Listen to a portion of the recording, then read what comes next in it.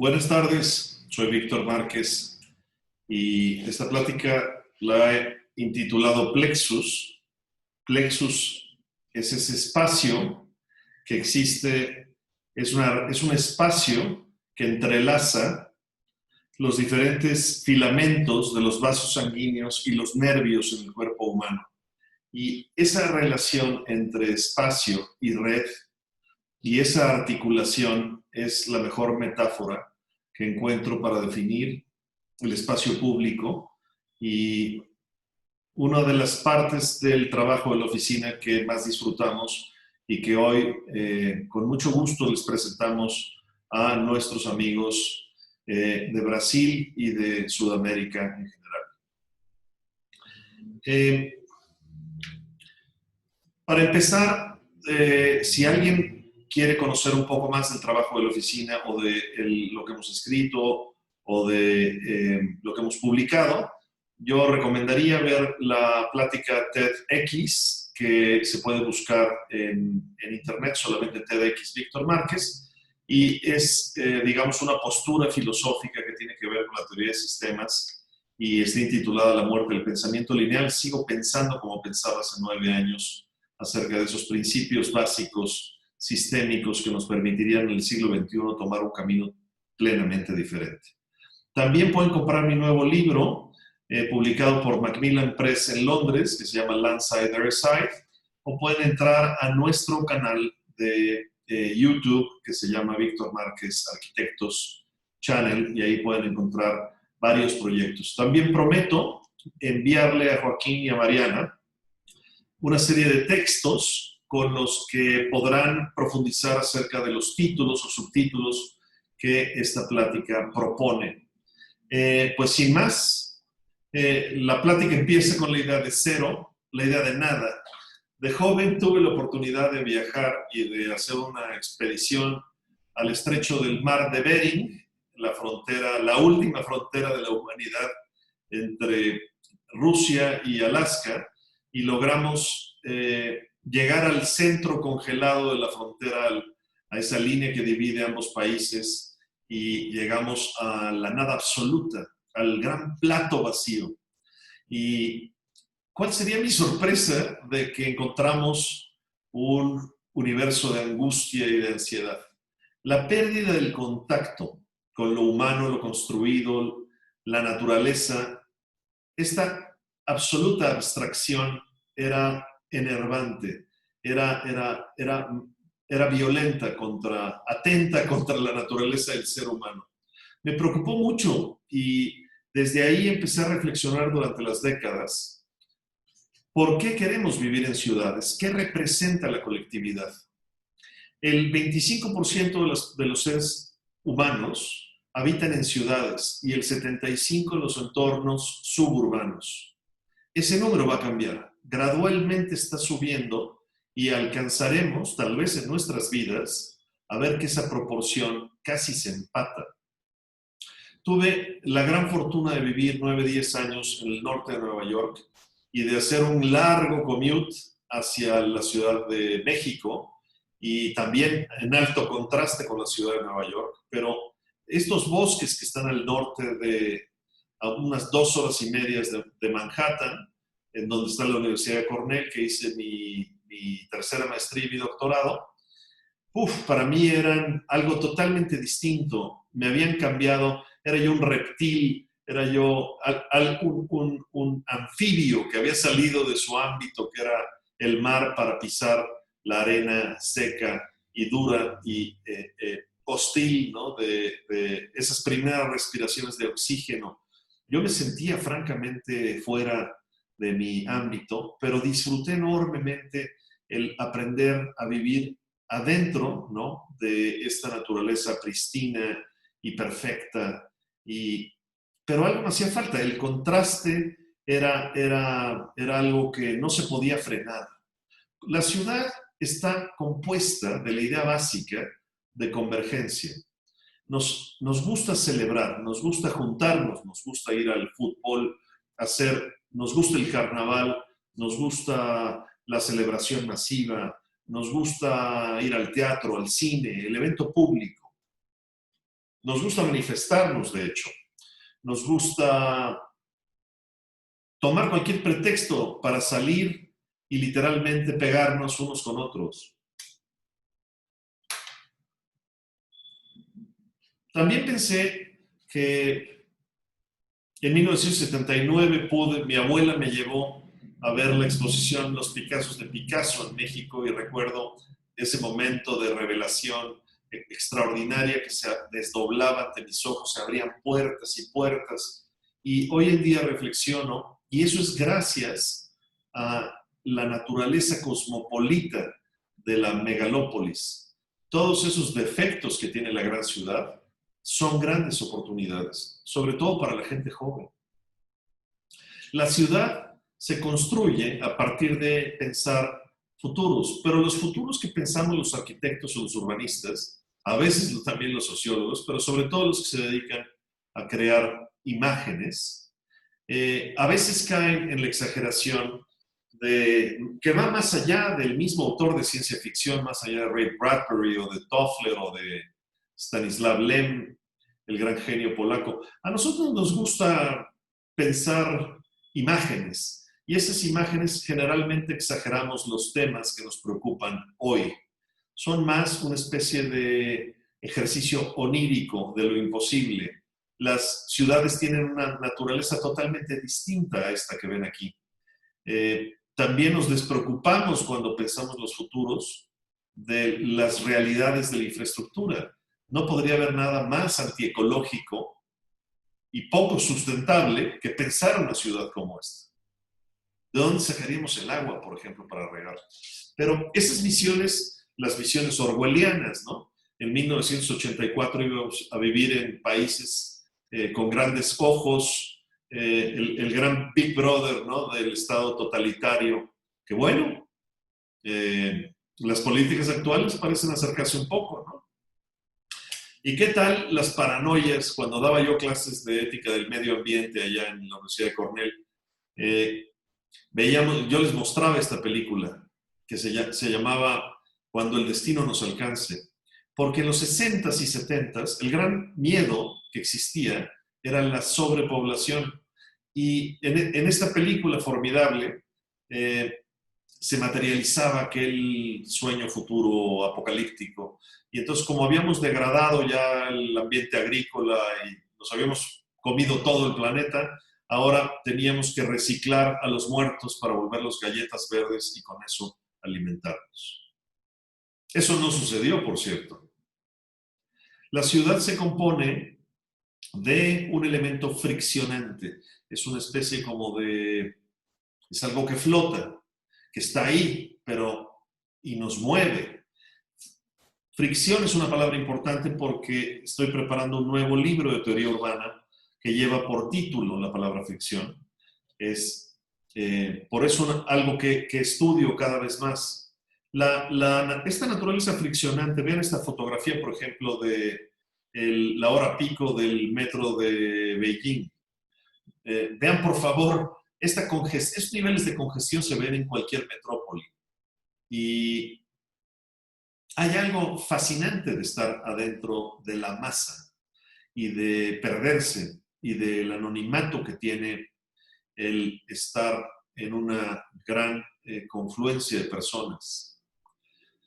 Rem Koolhaas en algún momento escribió acerca de la ciudad de Lagos, produjo un video muy aburrido, por cierto, en donde dice que lo mágico que encontró la ciudad de Lagos es la energía de sus habitantes. Tiene razón, pero también la naturaleza friccionante tiene límites que llevan a la ciudad a la parálisis, como en el caso de Lagos. Hay momentos en donde el nudo se traba y la relación entre la ilegalidad del comercio informal, el transporte público, los peatones, generan este amasijo desordenado, terrible, de congestión y gran fricción. La fricción tiene que ver también con dónde vivimos, porque mientras las ciudades son más densas, podemos hacinarnos y empezar a vivir unos encima de otros, ¿no? La ciudad tiende inequívocamente hacia la entropía. La entropía son estas fuerzas de desorganización y caos que tiene la naturaleza cuando los sistemas se dejan a la deriva.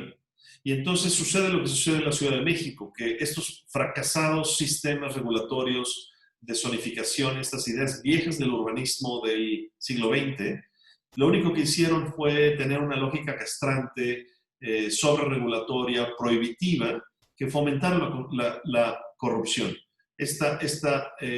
La regla de excepción. Yo para edificar algo alto, no algo vertical o muy denso, muy grande, tengo que pedir una regla de excepción. Y ahí la corrupción.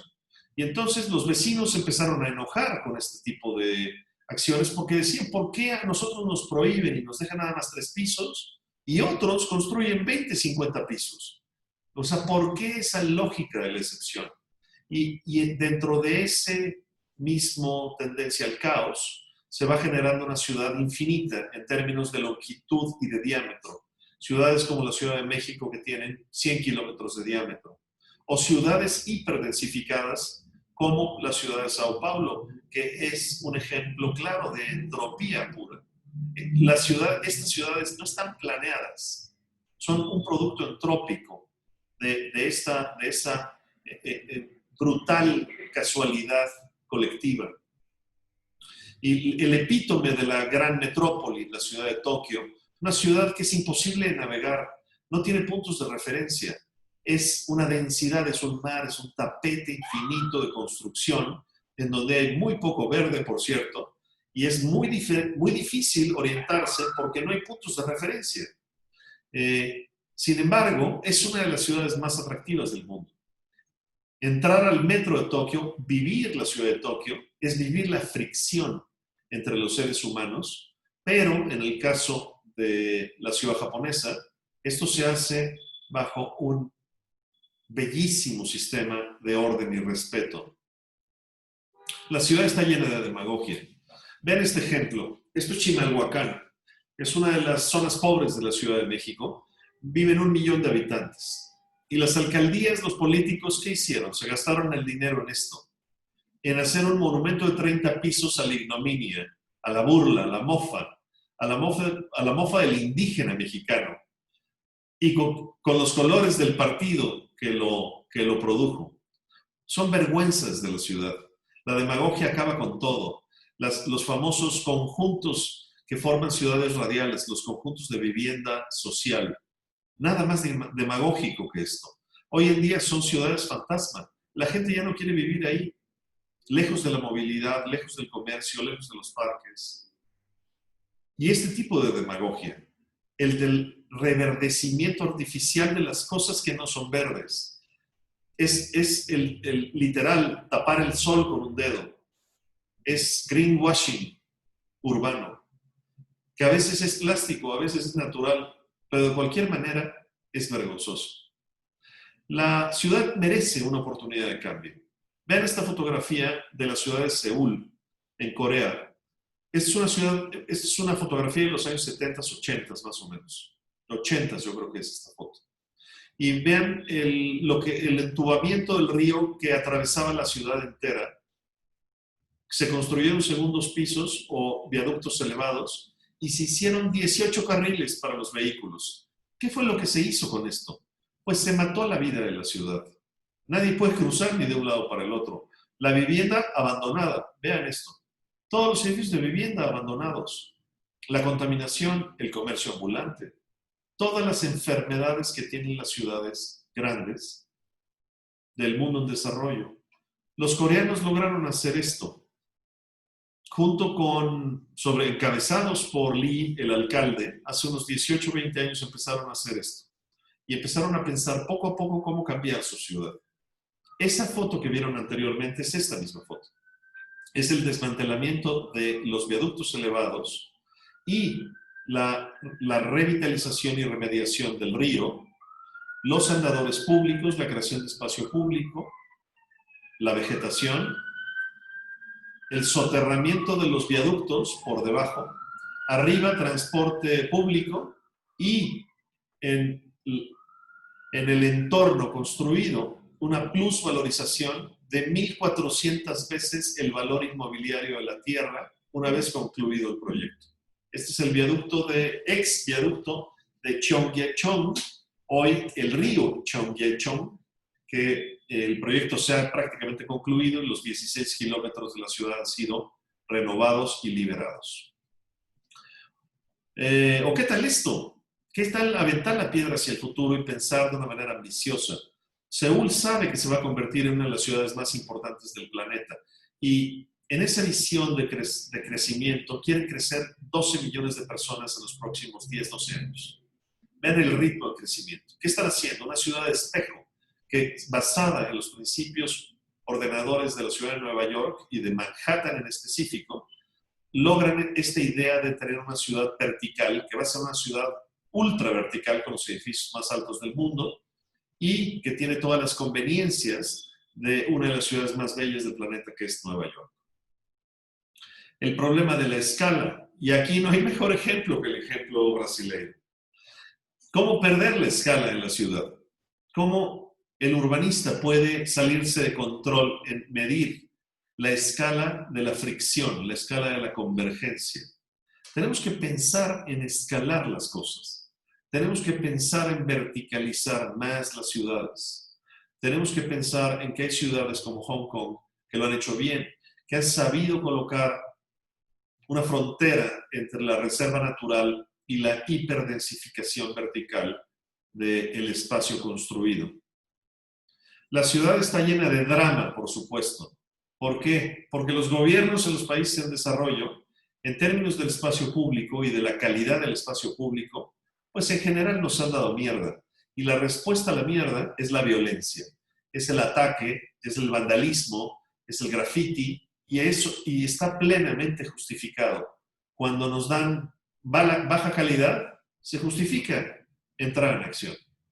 La ciudad, recuerden, que se puede cambiar no a partir de grandes planes, porque la entropía impide que un gran plan opere hacia abajo. La ciudad se cambia en función de la agencia de cambio. Es como el cuerpo humano. No hay nada que cambie para peor el cuerpo humano que el cáncer. Una célula de pronto aparece y empieza a multiplicarse de manera que se come a todas las demás células. El cáncer y la metástasis son el mejor ejemplo en negativo que podríamos tomar en positivo si supiéramos controlar este tipo de procesos. Y no controlar, gestar este tipo de procesos, podríamos introducir diferentes agentes de cambio en una ciudad y crecerían y se multiplicarían de una manera geométrica. Esto genera esa generación de pequeñas células y proyectos que explotan y se multiplican. Le llamo la otra revolución. Es ese pacto que se hace entre los diferentes actores que hay en una escena de necesidad urbana. Los vecinos, los arquitectos, los urbanistas, los sociólogos, los empresarios, quien esté a la mano ahí, se suman y producen una célula de cambio. Esa célula puede tener un efecto multiplicador con sus vecinos. Y entonces estamos ante la construcción de proyectos.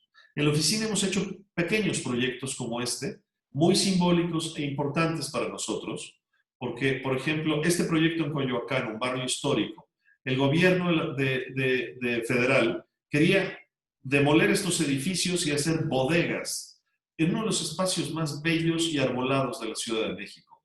Y nosotros les dijimos que no. Nos peleamos un año y pico con ellos y finalmente cedieron, porque también hay buenos políticos. Y los políticos dijeron, adelante, vamos a hacer ese sueño que tienen ustedes, que es, vamos a hacer un sistema de pequeñas plazas y parques y vamos a repensar el programa por completo. Vamos a hacer que, en vez de que haya bodegas, vamos a sacar esos acervos y vamos a generar espacio público.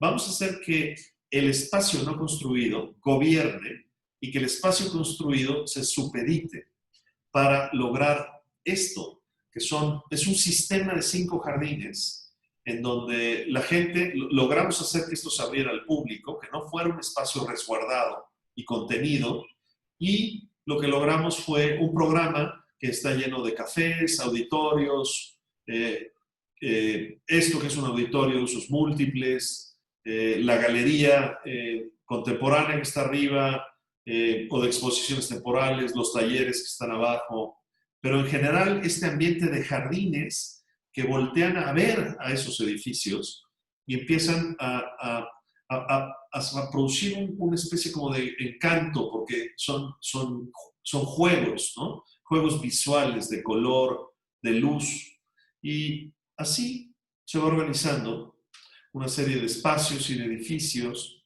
que van haciendo salas de consulta, que van haciendo espacios de convivencia. Y el proyecto poco a poco propone terrazas en desniveles para hacer eventos públicos y un sinfín de espacios exteriores que son los que creo que valen la pena en este proyecto. Y ahí están las salas de conservación, ¿no? Los archivos. Pues esto iban a ser bodegas. Y en vez de bodegas, es un pequeño sistema de parques y plazas. Y nada nos puede dar de noche, ¿no? Porque queríamos que fuera también atractivo de noche. El espacio público se vive de noche. Queríamos que fuera atractivo y seguro y que los edificios se convirtieran en objetos artísticos que divirtieran a la gente y la entretuvieran. Y esto pasa mucho sobre todo con la gente joven. Vean cómo el gran disfrute de haber encontrado graffiti en las calles, ya con la idea de los edificios o de los espacios, billetes de lotería y publicidad de compañías que ve uno en la calle con estas imágenes. Y por supuesto, el máximo logro, el éxito de este primer pequeño proyecto, que es quinto lugar en la Ciudad de México entre los espacios más fotografiados en Instagram por la gente joven. Nada le puede pagar al arquitecto, al urbanista o al planeador o al paisajista con más gusto y cariño que la gente se apropie de lo que uno hace. Un caso, ahí se ve, bueno, publicado en Domus, ahí lo pueden consultar en Domus Italia, etc. ¿Qué pasa cuando nos empoderamos a hacer mayor escala, ¿no?, de estos proyectos? Durante los años del doctorado yo me aboqué a construir metodologías que tenían que ver con lo económico, lo financiero, lo político, lo social. ¿Cómo tejer todo eso para poder cambiar la ciudad a partir de ejemplos de agencia de cambio? Pero también había que intentar hacer agencia de cambio de gran escala. Aquí ven, y les explico un poco, el poniente de la ciudad. Esto que ven aquí es el barrio de Santa Fe, que es un barrio, es un clúster, digamos, vertical corporativo, parecido a la Défense y todo este espíritu de hacer centros corporativos periféricos que hubo tanto en los años 80, y colonias populares, ¿no? 450,000 habitantes, mayormente pobres de este lado. Acá, colonias muy, muy de clase alta, como Bosque de las Lomas, el campo de golf, uno de los más caros lugares para vivir en la Ciudad de México, la clase media en el Lomerío de Villa Verdún, y acá empiezan los pueblos originarios indígenas, en la parte de Coajimalpa. Esta es la complejidad del entorno de este terreno, este predio que ven aquí, que estaba vacío y que en los años 70 eran minas de grava y arena. Aquí se ve la fotogrametría, así se llamaba, tomada por un avión. Después a los políticos se les ocurrió llenarlo de basura, ¿no? Esas minas se llenaron de basura y después creció, ¿no?, la ciudad infernal de la basura y los niños enfermos y la pepena y este ciclo espantoso, ¿no?, de contaminación y de estas ideas tan terribles del siglo XX. Después se les ocurrió quemar la basura y entonces era imposible salir de la Ciudad de México sin estar asfixiado entre humos, vapores tóxicos, plástico quemado. Después todo se enterró y se lotificó y se creó el Distrito Financiero de Santa Fe, que es un despropósito urbano en donde no tiene la más mínima lógica de planeación. No hay espacio público, no hay centro, no hay subcentro, no hay banquetas, no hay ciclovías, no hay nada, ¿no? Luego nos llamaron los vecinos, los empresarios, los representantes de las colonias populares y nos dijeron, ¿qué podríamos hacer en este gigantesco terreno que está amenazado porque los gobernantes quieren hacer vivienda social aquí? ¿Qué podemos hacer para contribuir a la mejora de la ciudad. Y así, este era el aspecto que tenía el predio hace unos 5 años. Son 420,000 metros cuadrados que encontramos en estado de a pie de guerra, ¿no?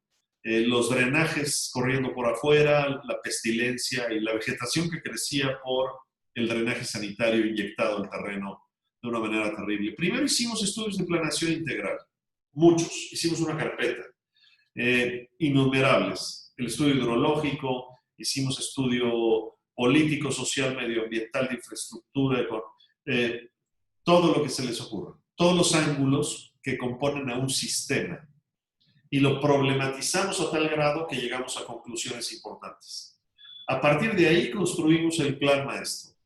Y el plan maestro tiene una fórmula mágica en donde vimos que en vez de que las compensaciones de las irregularidades del cambio de uso de suelo que nunca le llegaban a la gente, prometidas por los desarrolladores, ¿qué tal si lo hicimos al revés?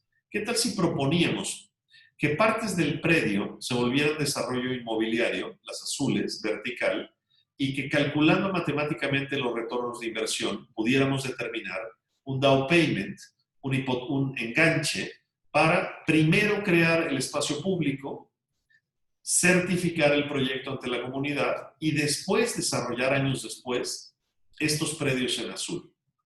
Y estos son los instrumentos que tuvimos que crear, muy complejos, legales, financieros, para poder estructurar una idea que era utópica y bastante filosófica y poética. Aquí nos reunimos ya con nuestro querido amigo Mario Shetner de GDU, un paisajista muy acreditado, y logramos hacer el proyecto juntos, nos divertimos mucho haciendo el proyecto. El proyecto consiste básicamente del parque en tener un eje central y el cuidar, en vez de estar diseñado de una manera, digamos, tradicional, el parque se pensó siguiendo los lineamientos de la planeación integral. ¿Qué era importante jerárquicamente? Pues lo más importante era el autofinanciamiento, pero también era importante la seguridad, era importante la ecología, respetar que no regar el parque con agua potable, regarlo con agua de lluvia. Y así, por el estilo, una larga lista de jerarquías que se materializaron poco a poco. Y el parque, y en mi trabajo generalmente yo me imagino el paisajismo, la arquitectura y el espacio público de esta forma, como escenas. Me lo imagino en estas carpetas que voy haciendo que se parecen un poco a un guión cinematográfico al estilo de Peter Greenaway.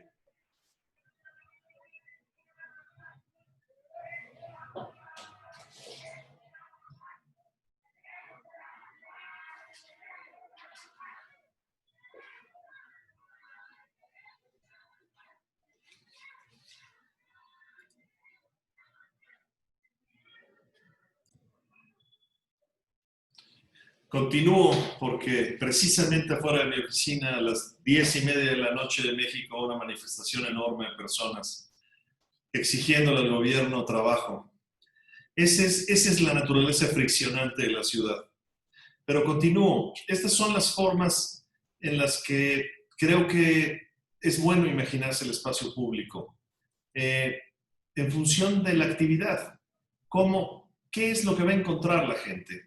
¿Cómo se va uno imaginando cada uno de esos espacios que vamos pensando como diseñadores y luego empiezan a afectar el terreno, el territorio y se empiezan a volver recorridos? Es una forma de trabajar, digamos, casi en 3 dimensiones, de una manera pues bastante clásica, como permite el papel, ¿no? Con un lápiz y punto. Y siempre el énfasis a que existan los espacios de convergencia, que existan estos espacios en donde la gente pueda tomarse un café, pueda habitar el espacio público, y esa es la forma en la que se autovigila el espacio público y se vuelve seguro. Hicimos maquetas, modelos, estudios, renders, la forma en la que uno comunica al político, al empresario, a los líderes, qué es lo que queremos hacer aquí, cómo nos lo imaginamos. Esto es cómo se va a ver el parque en el futuro. Tal vez no hoy, pero sí en el futuro. Y luego pasamos a la obra, a la construcción. 10 meses de una obra compleja y fascinante, que luego pagaría y nos regalaría este parque que terminamos hace unos 2 años y medio, tal vez 3, que poco a poco va cambiando, evolucionando. Estas son las fotos de cuando recién lo habíamos inaugurado. Y bueno, el parque solo va creciendo, la naturaleza se va apropiando, va diluyendo al autor, el autor ya nadie le importa en el futuro, sino que los árboles crezcan y que formen un ecosistema propio, que las arquitecturas desaparezcan. Estas grandes lecciones, por ejemplo, del maestro Niemeyer, este edificio gigantesco de 280 metros, que son los cafés y restaurantes y taquerías, que le falta, por cierto, su jardinamiento arriba, que ya lo vamos a conseguir fondear, es un pliegue en el terreno, es un pliegue en la piel de la tierra. No son edificaciones arquitectónicas, son acciones más modestas. La importancia que el espacio público se viva de noche, la importancia de ocupar la ciudad en las 24 horas del día, no solamente durante las horas pico del día, sino distribuir y dar oportunidad de que la gente disfrute esto durante todo el día completo. Ahora, la gente poco a poco se apropió del parque. Es un parque inclusivo, llevan a sus perros. El parque no tiene rejas, no tiene bardas, no tiene límites, precisamente para que se entienda su gratuidad y su inclusión. Y la calidad. La calidad es todo. Si algo peleamos por este proyecto es la calidad. Que el parque tuviera la dignidad o más que un parque europeo o asiático. Subir la barra al punto más alto y que la gente se sintiera en un espacio verdaderamente del primer mundo. ¿Por qué? Porque es un espacio colectivo. Es ahí donde debe de estar la calidad. La gente lo aprecia. Es un parque ocupado por todos los niveles socioeconómicos. Y al final yo digo que es lo que yo le llamo el éxito del experimento de la emulsión social. Este es un lugar en donde todos conviven con todos de una manera muy armónica. Y si oyen ese ruido allá fuera de mi oficina, es porque las manifestaciones continúan. ¿Por qué? Porque la fricción no se puede evitar en la ciudad. No podría haber mejor música de fondo para esta plática que lo que sucede allá afuera. Y obviamente que los espacios culturales, los espacios de que es la concha acústica, han sido un gran éxito. Se han presentado eventos y ahora la pandemia los ha interrumpido, pero los vamos a rescatar muy pronto. Y ahí están los perfiles del parque, ¿no? Esto no lo piense como lagos, son reservorios y abajo hay tanques de agua gigantescos para conducir a todo el agua de lluvia, llevarla allá abajo, guardarla para poder regar el parque durante la época de secas. La responsabilidad ambiental por sobre todo. Y aquí, bueno, apenas estaban creciendo, ¿no? Las diferentes paletas paisajísticas, pero el parque poco a poco va evolucionando y va creciendo, y cada vez que lo voy a visitar lo veo como un hijo que crece y madura, y esa es una sensación formidable y nos da un gran orgullo cada vez que lo pisamos. Los materiales, cada material está pensado para que dure al menos 100 años. Son materiales de la más alta calidad internacional. Ahí está el parque. Parque La Mexicana.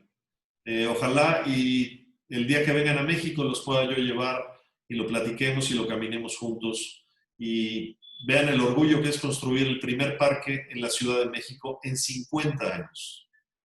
El parque ha sido exitoso y ha ganado tal vez 10 premios internacionales y nacionales. Ha salido en la revista Domus y bueno, ha ganado el premio Cemex Internacional y ahora es finalista para el Gran Premio Panamericano en la Bienal de Quito. etcétera. Pero demos más pasos para adelante. Pensemos, si esto está funcionando, vamos a dar más pasos para adelante. Pensemos en la utopía. La utopía no se parece a esas fotografías que les enseñé, esos renders, ¿no? De visión de ciencia ficción. Mejor pensemos en la utopía real. Y lo que nuestro siguiente paso fue proponer el año pasado una red de parques. Y para esto hemos aglutinado un grupo interesante, diverso, en donde todos vamos construyendo poco a poco estas ideas. Esta es una propuesta para en esta gigantesca mancha urbana introducir 9 o 10 parques más en las zonas más pobres de la Ciudad de México. El que quiera escuchar acerca de una disertación de temas sociológicos para construir esta cartera de parques, puede entrar a esta página Pensar las infraestructuras en América Latina, donde daré una charla en la Universidad Nacional de Quilmes el mismo día que esta plática suceda. Y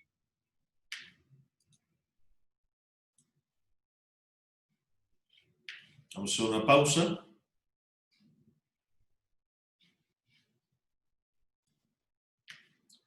Y continuamos después de esta inesperada pausa. Ahí estamos de nuevo. De esta cartera de 10 proyectos, hemos logrado impulsar 2 que están en construcción al 60-70% y que orgullosamente les presentamos por primera vez hoy, aunque estén en proceso de construcción. Pero el primero, en la ciudad de Toluca, 1 millón de habitantes, casi conurbada con la Ciudad de México, tiene un centro histórico interesante que fue articulado por estas plazas inertes que se ven aquí, 1, 2, 3, 4 plazas absolutamente inertes, que así se pensaba el urbanismo de los años 60 y 70. Estos planchones en donde no hay ni siquiera ambulantaje, porque las condiciones de soportar el clima y el sol lo imposibilitan. Esto de aquí es el Palacio de Gobierno, la Cámara de Diputados, la Catedral, el teatro, las viejas iglesias y conventos, el Museo de Bellas Artes, un centro clásico de una ciudad latinoamericana. ¿Qué propusimos hacer aquí? Nos acercamos al gobierno y le dijimos, tenemos una visión, queremos hacer esto, empezamos a hacer estudios, maquetas, modelos y a pensar, ¿cómo podríamos alcanzar esto? Un parque público adentro de un centro histórico, en el corazón mismo de una ciudad. ¿Por qué no pensar esto? ¿Por qué no innovar haciendo una cosa como estas? Y entonces el proyecto consiste en la conservación de las alamedas y paseos urbanos que corren paralelos a las avenidas y respetar los flujos perpendiculares que integran los ejes visuales entre los edificios históricos y las plazoletas y las plazas y los portones. Y en este espacio soterrado, que tuvimos que demoler un estacionamiento viejo, abandonado, que estaba ahí abajo, bajar el parque, deprimirlo y lograr hacer un espacio contenido en donde habría seguridad para que los niños pudieran jugar. Este es el Parque de las Ciencias porque el gobierno decidió por imponernos un programa de cultura y de ciencia, el cual estábamos muy contentos de aprender y de integrar al parque. Las ideas son la reforestación de todos estos nuevos árboles, todos obviamente se ajustan de una manera, son especies endémicas y se ajustan a la cota de 3.300 metros en donde se encuentra Toluca, una de las ciudades o municipios más altos habitados del país. Y bueno, tiene un programa importante en donde hay edificios, ¿no? Vieron un planetario, galerías científicas y edificios culturales y el respeto a los remates de los edificios históricos, pero todo articulado a través del espacio verde del jardín público, del Edén público. Este es un proyecto muy emocionante, nos tiene sumamente optimistas y la obra estará terminada para que se inaugure por ahí de mayo del año entrante y esperemos que cuando nos visiten a México logremos llevarlos a caminarlo y si no, pues se los llevaremos a Brasil y se los presentaremos allá con muchísimo cariño y gusto. El siguiente proyecto que estamos por empezar las obras es aún más ambicioso y difícil porque este está entre 5 millones de personas mayormente pobres que, imagínense, este es el norte de la Ciudad de México, se han comido los cerros, ya ni los cerros prácticamente existen, solo las crestas de los cerros. El único espacio verde que se puede entender en esta aerofoto es un campo de golf que tenían los dueños de unas gaceras aquí, que construyeron en los años 70, pero nos encontramos estos terrenos vacíos en esta parte de aquí y propusimos hacer un gran parque regional público que le sirviera a estas comunidades tan densas y tan carentes de equipamiento. Y lo que queremos hacer es esto. Esto es por lo que estamos apostando. Es un parque de unas 9 hectáreas que va a contar con cuerpos de agua, de nuevo, para poder regar con agua de lluvia. Estamos respetando la vegetación existente, no vamos a tirar prácticamente ningún árbol y las mismas lecciones aprendidas de la mexicana, pero llevadas un paso para adelante. Cómo desaparecer la arquitectura, cómo mitigarla, cómo crear espacio de convergencia, pero al mismo tiempo disfrazar que los edificios desaparezcan y que el que gobierna sea el paisaje y la textura natural. Porque un parque es un parque. Es peligroso darle a veces un parque a un arquitecto porque lo quiere sobreconstruir. Lo que hay que hacer en un parque es paisajismo. Y aquí se ven los sistemas de reservorios en donde vamos subiendo el agua del lago y aquí vamos a producir un gran humedal. Esto va a ser una gran biozanja para ir recirculando y biológicamente limpiando el agua en movimiento.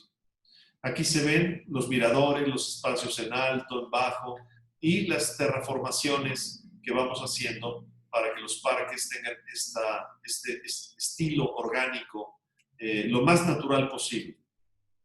Los baños, importantísimos en el espacio público. El tener un buen baño público significa que dignifica a las personas y las hace entender que a veces, como sucede en la ciudad de Viena, los baños públicos son mejores a los baños que tenemos nosotros en nuestras casas.